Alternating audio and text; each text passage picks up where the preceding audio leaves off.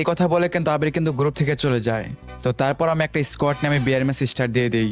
তো গাইস ম্যাচের শুরুতে কিন্তু আমি কিন্তু পিকে কিন্তু ল্যান্ডিং করে ফেলি। গাইস আমি যখন লুট করতেছিলাম তখন দেখি আমার ম্যাচে আবির পড়ছে, যার সাথে গাইস একটু আগে গ্রুপে কথা হলো। আর এইদিকে কিন্তু আমার স্কোয়াডের 3টা প্লেয়ারকে কিন্তু আবির কিন্তু মেরে দিছে।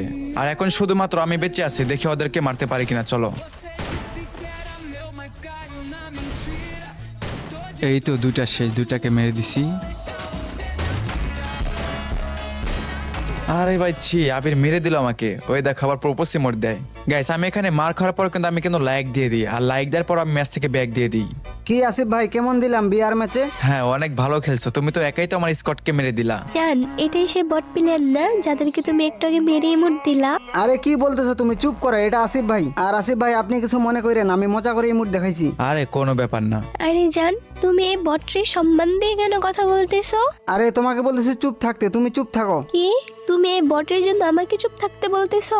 আচ্ছা ঠিক আছে, আমার থেকে যদি তোমার কাছে তোমার আসিফই বেশি ইম্পর্টেন্ট, তাহলে তুমি আমার সাথে ব্রেকআপ করে দাও। আর যদি আমার সাথে থাকতে চাও তাহলে এই আসিফরে এখনই আনফ্রেন্ড করে গ্রুপ থেকে কিক মারো। কি বললি তুই? আমি আসিফ ভাইরে আনফ্রেন্ড করে কিক মারবো? তোর মতো গার্লফ্রেন্ড আমার দরকার নেই, যা গ্রুপ থেকে কিক খা।